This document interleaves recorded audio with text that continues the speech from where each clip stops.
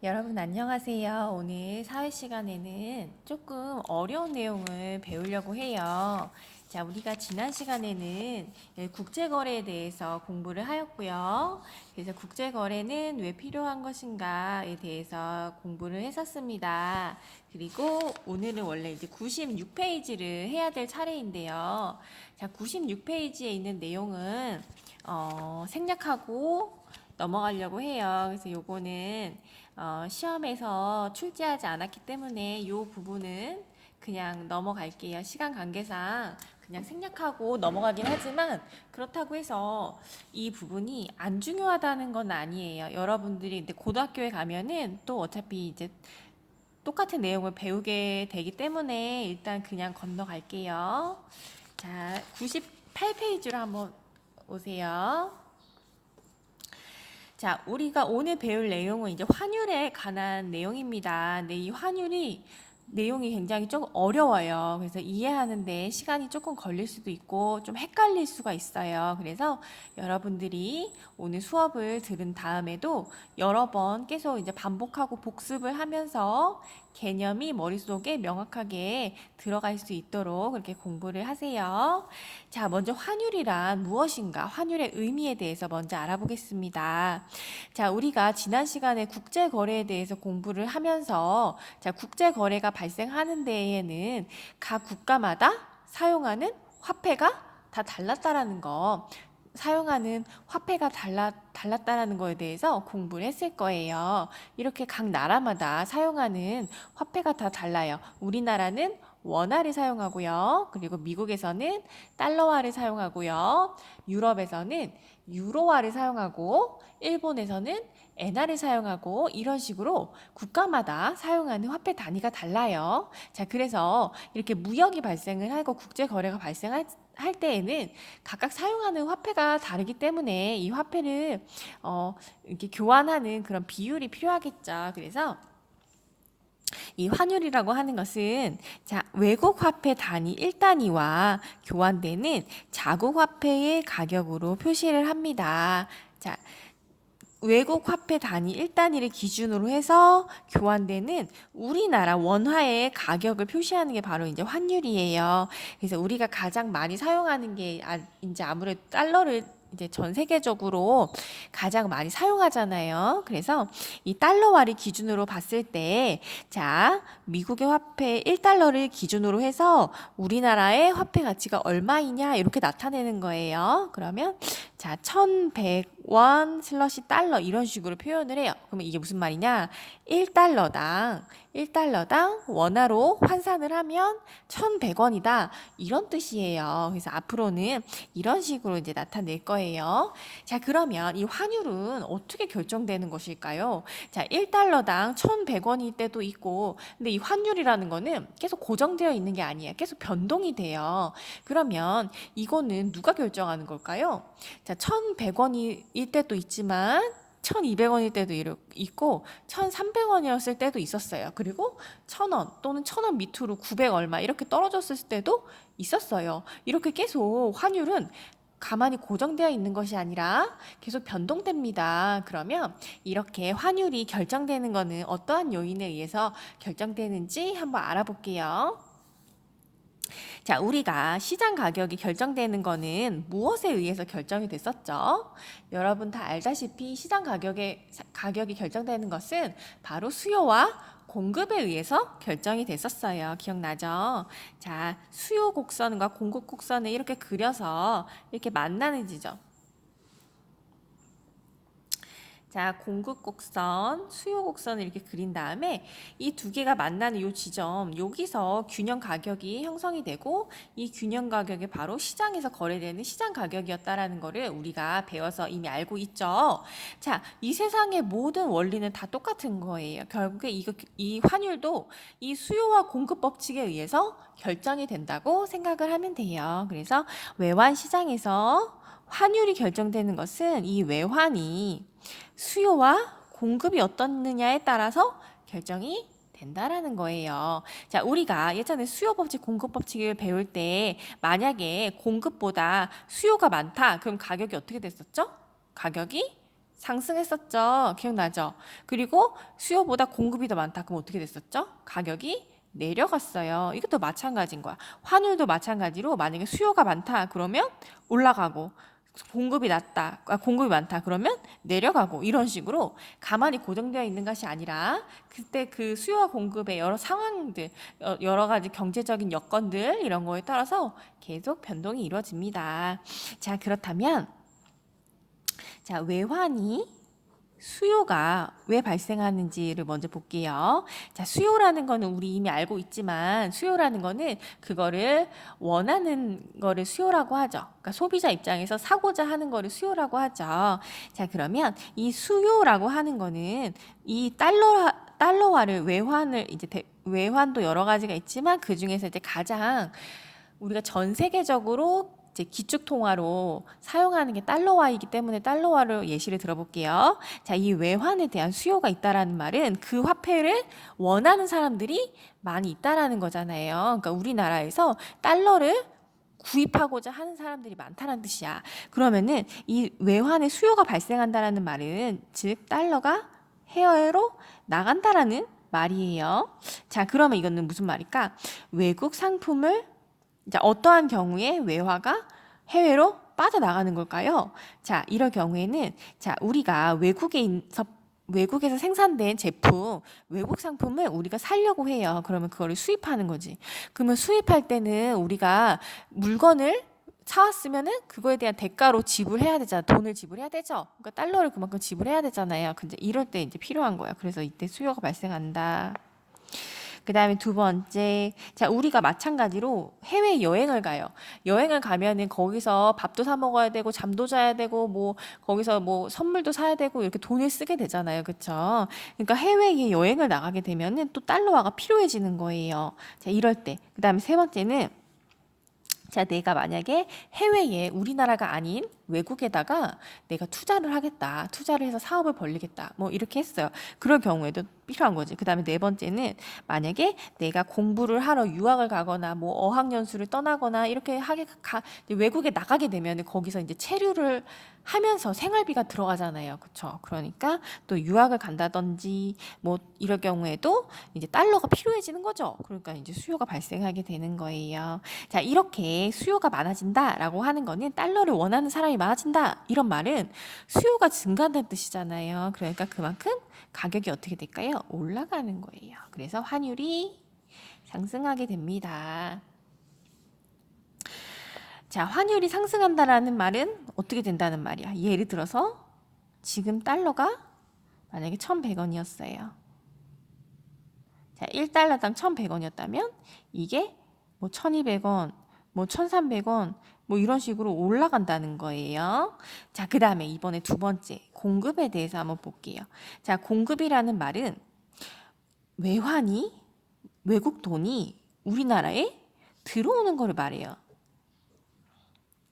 자, 그러면은 이 공급이 발생한다라는 말은 수요하고 완전 반대, 정반대라고 생각하면 되겠죠. 자, 그럼 어떤 경우? 자, 반대로 우리가 우리나라에서 생산된 상품을 외국에 갖다 팔았어요. 그럼 수출을 했어요. 그러면은 외국에서 우리한테 그 물품에 대한 대금을 지급해 줘야 되잖아요. 그러면은 돈이 들어오겠죠. 외화가 들어온단 말이에요. 그러면은 이제 공급이 들어오는 거야. 그 다음에 반대로 이제 또 우리가 해외여행 갈 때는 수요가 있는 것처럼 외국인 관광객이 우리나라에 놀러 왔어요. 그러면은 외화가 들어오는 거지, 우리한테. 왜냐하면 이 사람들이 달러를 가지고 우리나라에 들어와가지고 우리나라에서 돈을 쓸 거 아니에요. 그러면 이제 그 돈이 이제 우리나라에 들어오는 거죠. 자, 그다음 세 번째는 외국인이 우리나라에 투자를 한다. 이런 경우. 그리고 또 여기선 유학이었잖아요. 수요에서는. 그러면은 또 네 번째 반대로는 또 어떻게 한 거야? 외국인이 우리나라에 유학을 들어오는 경우 있잖아요. 그럴 경우에는 오히려 외화가 공급이 이루어지는 거죠. 그 다음에 다섯 번째는 차관의 도입인데 차관이라는 말은 외국에서 돈을 빌려오는 거를 말해요. 그래서 우리나라도 이거 차관 도입한 적 있잖아. 97년도에 IMF 사태일 때 그때 돈 빌려왔던 거 있죠. 그런 식으로 국가가 어떤 경제 위기에 빠지거나 이런 상황이 처했을 때에는 다른 나라나 그런 국제 기구로부터 돈을 빌려올 수가 있어요. 자, 그럴 경우에는 이제 차관을 도입한다, 빌려온다 이렇게 표현을 해요. 자, 이렇게 달러가 우리나라로 들어오는 경우 그럴 때에는 공급이 이루어진 거예요. 자, 그러면 자, 이 수요 법칙, 공급 법칙에 의해서 공급이 늘어났어요. 그러면 이제 어떻게 되겠어요? 가격이 하락했었잖아요. 그쵸? 그러니까 환율이 떨어지게 됩니다. 그래서 환율이 떨어진다라는 것은 무슨 말이에요? 자, 예를 들어서 원래 뭐 1,100원이었던 원달러가 1달러에 1,100원이었다면 이게 뭐 1,000원, 뭐 900원, 뭐 이런 식으로 떨어진다라는 그런 얘기인 거예요. 자, 그렇다면 이렇게 환율이 결정되는 과정을 우리가 이 수요 법칙, 공급 법칙 그래프를 한번 그려가지고 한번 보도록 하겠습니다. 밑에 활동 문제를 볼게요. 자, 먼저 1번. 우리나라 기업이 베트남에서 운동화를 대량으로 수입했다. 자, 수입을 했어요. 자, 그러면 이거는 뭐가 발생한 거죠? 그렇지. 수요가 증가한 거죠. 자, 외환에 대한 수요가 증가한 거죠. 왜? 우리가 외국에서 물건을 수입했어요. 그러면 그거에 대한 대금을 줘야 되잖아요. 외국에 지불을 해야 되잖아요. 그러니까 달러가 필요한 거지. 그러니까 수요가 증가한 거다. 그 다음에 2번. 자, 우리나라로 여행을 오는 외국인 관광객의 수가 늘어났다. 자, 이 말은 무슨 말이에요? 그치? 공급이 증가했다는 말이죠. 자, 외국인 관광객이 우리나라에 들어오면 달러를 가지고 들어와가지고 우리나라 안에서 돈을 막 쓰잖아요. 그러면 달러가 우리나라에 들어오는 효과가 있는 거죠. 그러니까 공급이 증가했다. 자, 근데 3번. 외국으로 어학연수를 떠나는 우리나라 학생 수가 줄었다. 자, 유학생의 수가 줄었대요. 그러면 해외로 빠져나가던 외환이 수요가 감소하는 거겠죠. 그러니까 수요가 감소. 자, 그 다음에 경제 위기로 인해서 우리나라에서 이제 수출하는 자동차 수출량이 줄어들었다. 자, 수출을 하는 거야. 그러면 이거는 뭐지? 공급이잖아. 그치? 우리가 물건을 외국에다가 갖다 팔았으면 돈을 받아야 되잖아요. 그런데 이 외화가 들어오는 게 줄었다. 그러니까 공급이 감소됐다. 자, 그러면 이거를 그래프로 한번 표현을 해볼게요. 자, 먼저 1번에 자, 수요 공급 곡선이 있을 때 자, 이 수요니까 빨간색으로 한번 그려볼게요. 자, 수요가 증가했어요. 자, 우리 가격 외적인 다른 요인에 의해서 수요가 증가했어요. 그러면 수요 곡선 그래프 자체가 어떻게 됐었죠? 그치, 오른쪽으로 이렇게 이동을 했었던 거 기억나요? 자, 증가한 거니까 오른쪽으로 이렇게 그래프 자체가 이동을 하게 되겠죠. 자, 그러면 원래 시장에서 균형 가격은 여기였잖아요. 그쵸? 여기 지점이었죠. 여기서 원래 그 환율이 결정되는 거였었잖아요. 근데 어때요? 여기 지점으로 균형점이 더 올라갔죠. 그러면은 이렇게 자, 환율이 더 상승하게 되는 거죠. 여기서 여기로 이렇게 이만큼 환율이 증가하게 되는 거죠. 그래서 환율이 상승했다. 자, 됐나요? 그 다음에 두 번째.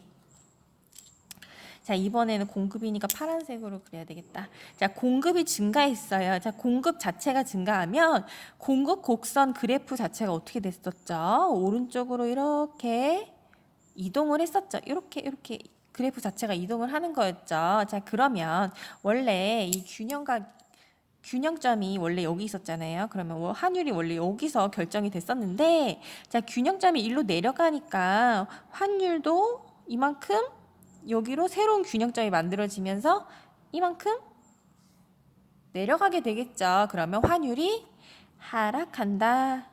자, 이렇게 되겠죠. 자, 그 다음에 세 번째. 자, 수요가 감소했어요. 그러면 수요 자체가 감소하면 그래프가 어떻게 이동했었죠? 그렇죠. 그래프 자체가 이렇게 왼쪽으로 이렇게 이동을 했었죠. 그래프 자체가 이렇게 왼쪽으로 이렇게 이동을 하게 됐었죠. 자, 그러면 균형점이 원래 여기에 있었던 균형점이 자, 여기로 이렇게 균형점이 이동을 하게 되죠. 그러면은 이렇게 이만큼 이렇게 내려가게 되겠죠. 그러니까 환율이 하락한다. 자, 그 다음에 네 번째. 자, 공급이 감소했어요. 자, 그러면 이 공급 곡선이 어떻게 되죠? 공급 곡선 그래프 자체가 왼쪽으로 이렇게 이쪽으로 이렇게 이동을 하게 되겠죠. 자, 그러면 균형점이 원래 여기서 균형점이 이루어졌던 것이 이만큼 이동을 하게 돼요. 자, 그러면 여기 새로운 균형점에 여기서 환율이 결정이 되겠죠. 그러면 이만큼 환율이 상승하게 되는 거예요.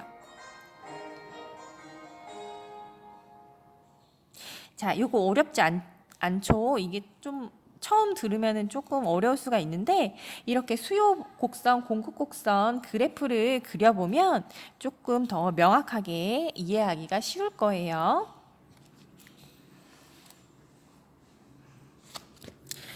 자, 그리고 이렇게 환율이 변동하는 거에 변동하는 요인이 있겠죠. 아무런 이유가 없이 그냥 환율이 올라갔다가 상승했다가 내려갔다가 하락했다가 하진 않겠죠. 그래서 환율이 변화되는 이 변동에 어떤 게 영향을 끼치는지에 대해서 한번 살펴보도록 하겠습니다. 자, 먼저 환율이 상승하는 요인은 자, 환율이 상승한다라는 말은 아까 전에 뭐 예를 들어서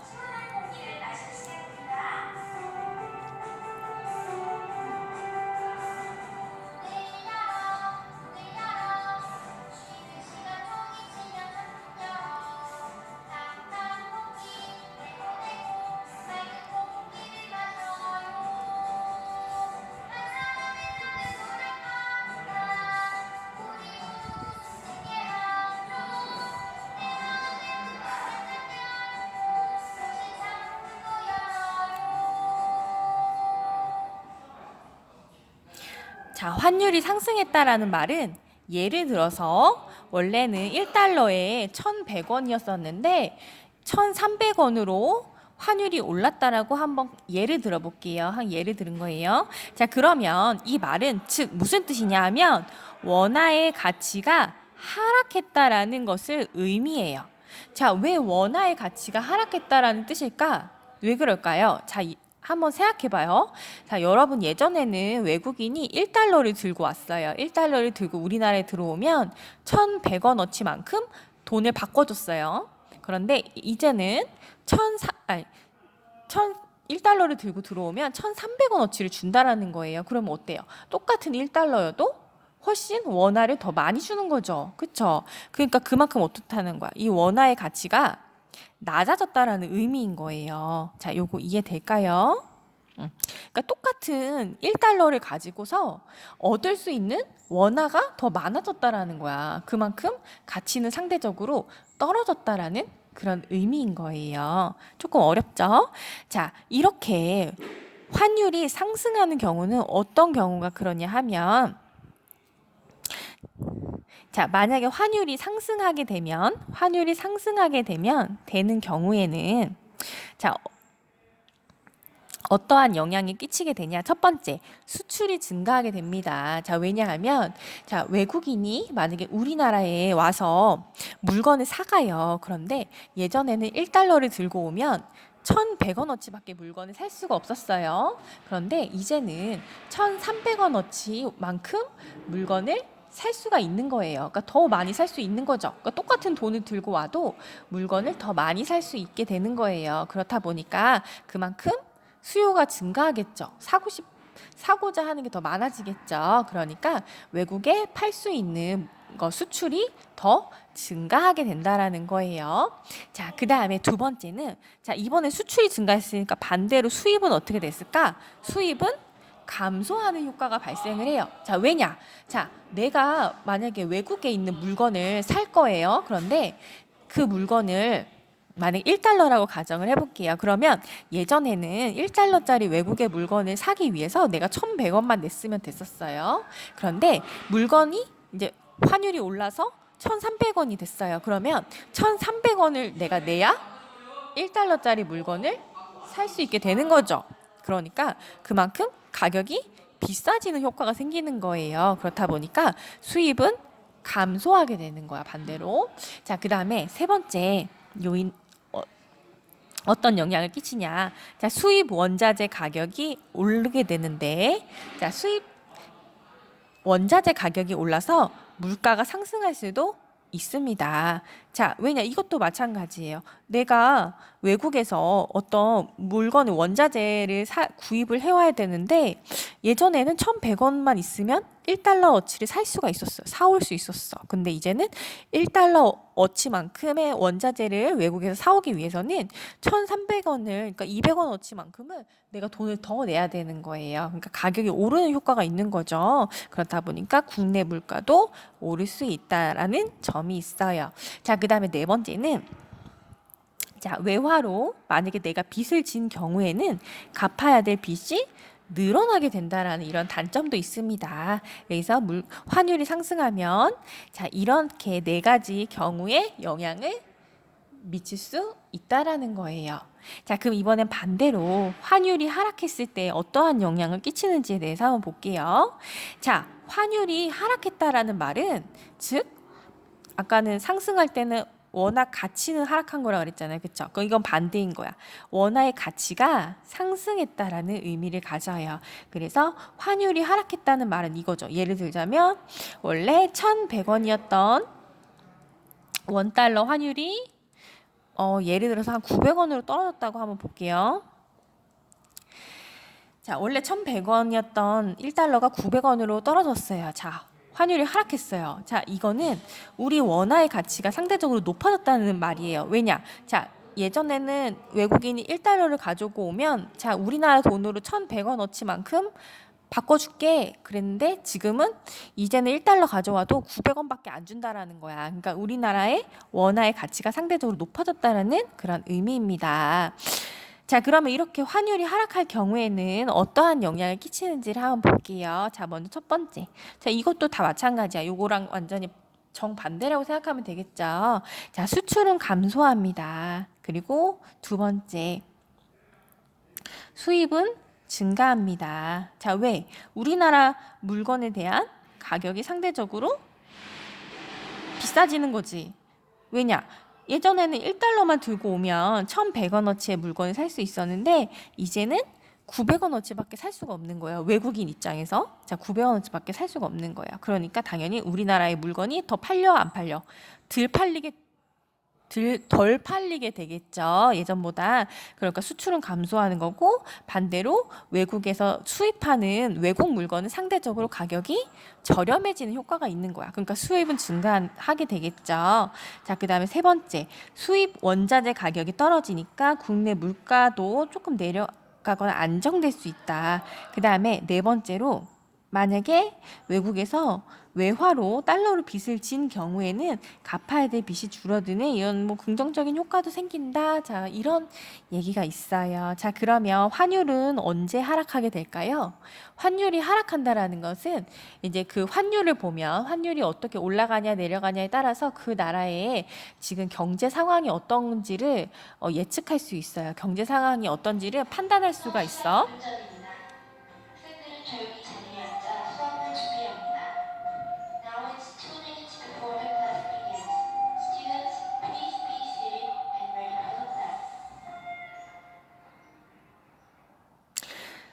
자, 환율이 하락하는 경우에는 환율이 하락한다라는 것은 지금 현재 그 나라의 경제가 그래도 좀 호황기로 잘 돌아가고 있다라는 의미예요. 자, 이게 또 한번 보시고 여기 그대로 있는 내용이기 때문에 한번 잘 보시고요. 자, 밑에 이제 스스로 확인하기 문제를 한번 같이 볼까요? 자, 국가 간에 이루어지는 상품이나 노동이나 자본이나 기술과 같은 이런 상품은 일단은 생산물인 거고 얘는 노동, 자본, 기술은 생산 요소인 거죠. 자, 이런 것들이 상업적 거래를 국제 거래라고 한다. 자, 맞나요? 그렇죠. 맞죠. 국제 거래, 무역. 자, 그리고 2번은 우리 건너뛸게요. 자, 그 다음에 2번을 한번 보겠습니다. 자, 외환의 수요가 발생되는 요인에 대해서 한번 골라보래요. 자, 외환의 외채, 외국 돈, 달러에 대한 수요가 발생되는 요인들 어떤 게 있을까요? 자, 일단 외국 돈이 수요가 발생한다라는 말은 그 돈이 해외로 빠져나간다는 뜻인 거예요. 우리가 그 돈을 써서 그 돈이 외국으로 빠져나간다는 뜻인 거예요. 자, 그럼 어떤 게 있을까요? 우리나라 사람이 해외에 투자를 하는 경우, 그리고 우리가 외국 상품을 수입하는 경우, 자, 이럴 경우에는 수요가 발생하는 거겠죠. 그리고 반대로 차관을 도입한다, 외국에서 돈을 빌려온다라든지, 외국인 관광객이 우리나라에 여행을 온다라든지, 이런 경우는 공급이 발생되는 경우라고 볼 수가 있겠습니다. 자, 여러분 그동안 수업 듣느라고 너무너무 고생이 많았습니다. 자, 우리 여기까지 99페이지까지 해가지고 우리 시험 범위 진도가 다 나갔어요. 자, 이제 시험 공부를 열심히 하시고 좋은 성적을 거두시기 바랍니다.